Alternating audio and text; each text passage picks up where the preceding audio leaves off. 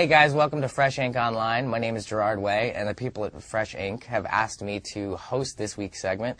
So I'm your guest host this week, and they asked me to bring some of my favorite comics. I have lots of favorite comics. A lot of them tend to be older, from the 90s, and although I do like some new books as well, but the books I'm going to be talking about today, with the exception of maybe one or two of them, are a little harder to find, a little more obscure, maybe things I've mentioned in passing, but some of these things you might not have ever even seen. But I'm going to start off with the book that's easiest to find, one of my favorite superhero books, and that book is New Frontier by Darwin Cook and Dave Stewart, who is actually the colorist on the Umbrella Academy. This is probably one of my favorite superhero adventure comics of all time, and it is saying some very important things in here. There's a lot of things that have to do with the very specific era of the 60s and the New Frontier, and kind of that hopefulness that came with the Kennedy administration, and it's definitely a product kind of its era, and it puts it all under a microscope. There's some really amazing stuff in here, and this is one of the first times I'd actually seen color kind of done like this. Some of it's like a painting. It's like a really amazing cross between the way they used to color comics kind of in the 60s and this kind of painted 60s almost travel poster style, and that's how most of it looks. This was a very inspiring book to write the Umbrella Academy because it was just fun, and it said important things, but it was just really great adventure. And it was the first time I had loved very basic superheroes like the Justice League in a very long time. So that's why this is one of my picks. So the next book I'm going to talk about is a Grant Morrison comic. Now, everybody knows I really love Grant Morrison.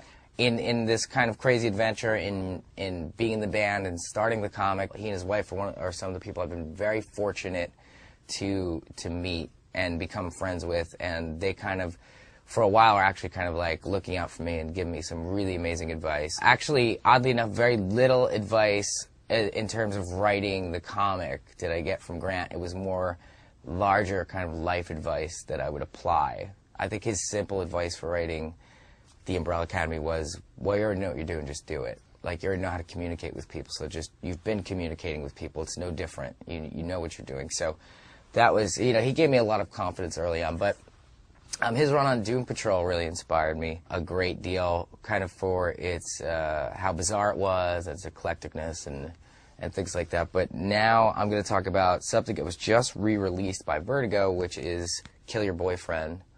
And this was out of print for a long time, and I originally got it when it came out, and I believe it wasn't a prestige like this, it was just a floppy. Philip Bond is the artist, and Philip Bond is actually one of my favorite artists. He did a lot of early work on Tank Girl, along with Jamie Hewlett, and he kind of comes from that kind of group of guys that were kind of almost doing like guerrilla comics at the time, and their art styles are very pop culture inspired, or even a little bit punk rock in a weird way. And this is a fantastic book. I mean, one of the things you got to keep in mind when you're reading it is kind of the era it came out. I mean, there is a blatant scene where this girl and this guy kill her boyfriend. They just shoot him, and it's pretty amazing. I mean, it's really crazy. There's like a psychedelic bust. There's lots of drugs. There's references to Dungeons and Dragons. This comic is pretty amazing, and it's short. I mean, one of the things I like about Grant's work sometimes is, he won't draw something out. This was his idea, and this was it. We Three is the same way. It's very compact and very short, and he says what he wanted to say, and he gets out. When he has a lot to say about a certain subject, he will, do something as large as The Invisibles, but the beauty of his writing is he could do something like this, too, which is just in and out. So, Kill Your Boyfriend. The next book I'm going to talk about is a Dark Horse book, not just because it's my home, because I love Dark Horse, but there's a lot of comics on Dark Horse that inspired me, and not only just as a musician, but as a comic writer. And one of the books that had the biggest impact was under the Zombie World header. I think my friend John Rivera had got this for me for my birthday.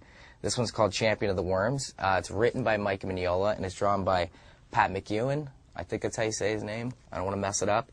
This is just a fun comic.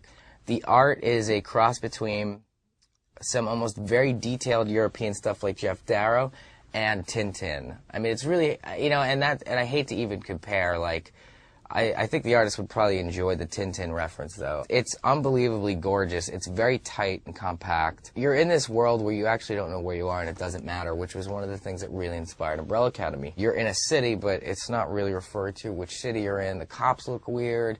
Everything looks like it's Europe circa, 58 or something. You can't even really tell. And it's just this little group of investigators. They're stopping this mummy attack at a museum, basically. And I think this is a book, too, that's kind of rarely seen and not talked about a lot, but I think it was a very important kind of adventure comic. And Mike Mignola, Pat McEwen, Champion of the Worms.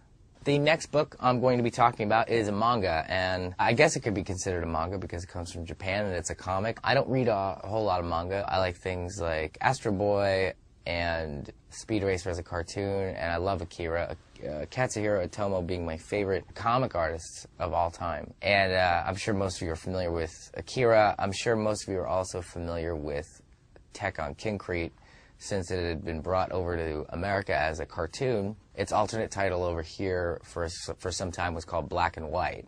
And I'm going to be talking about another book by that artist, and his name is Taiyo Matsumoto. And this one's called Number 5, which oddly enough has no connection to the number 5 in the Umbrella Academy. But it does involve a group of agents that are numbered, which isn't a totally new thing. But in this, one of them goes rogue and is killing all the others that are trying to hunt him down. This is one of the best comics I've ever gotten my hands on, simply because it's also very gorgeous. It's hard to explain this art. I think the best way I would describe it is if Mobius was trying to emulate the cover of the Beatles' Revolver, and that is the total art style in here. Here's like just a good shot of all the characters, and it's kind of crazy looking. You can start to see, and it's very loose. A lot of it almost looks like it was drawn with one motion sometimes, and this is a really amazing comic. The dialogue is great. There's weird pop culture references. So this is, I think, not as easy to find as a lot of other things. So that's why I'm suggesting you guys try to find this book. It's just extremely interesting. It's very inspiring. Every time I pick this up, it makes me want to draw. So that's Number 5 by Taiyo Matsumoto. So the last comic I'm going to talk about is the most important comic to me in my collection. I was going to SVA in New York City, and I would often go out to dinner with Joey Cavalieri, who is my writing instructor. He's also an editor at DC and a great guy. A lot of times I would hang out with him and Andy Helfer. And sometimes after dinner at the Kiev or something, we'd end up going to St. Mark's Comics. And one of the days we went in, Joey picked up this comic, and he said, "You ever heard of this comic? You ever heard of Al Columbia?" And I said, "No, I have no idea who Al Columbia is." And he got me this comic, and this comic is called The Biologic Show.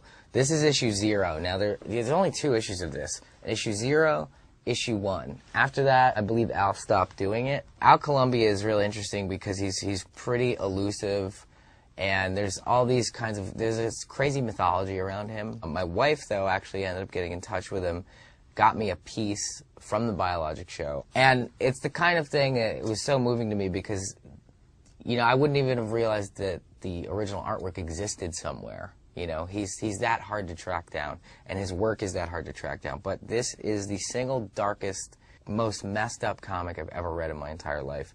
And it inspired me for many, many years later, even to this day. Nothing I even do in my comics is even close to this, how dark this is. I think the closest I come is with my music, but even that has, it doesn't even come that close. There's a strip in here in particular called Little St. Anthony. It is one of the most depressing, grimmest things ever, and also the most funny. I mean, it has a really great sense of humor, and the art is absolutely gorgeous. Yeah, this is the most influential comic to me ever. So apparently there's either a film or a book coming out about Al Columbia. And he's definitely an artist you should check out because his work is literally like nobody else's. And you could actually see, after you discover him, you'll see artists that were inspired by him. It's the most unique thing I own. Hey guys, it's been a lot of fun. Thanks for having me. You could join your regular host, Blair Butler, next week on g4tv.com/freshink. And it's actually one of my favorite shows to watch on the web, and it's one of my favorite shows actually to be interviewed on. That was actually one of my favorite interviews ever when we did the interview at Comic-Con. Other than that, it's been great hanging out with you. Please check out my book, The Umbrella Academy. I'm actually writing the 6th issue right now, and I have 3 more days that I need to be finished in, so I'll let you know how that's going, and you could check that out. But other than that, thanks for having me. Bye-bye. Bye.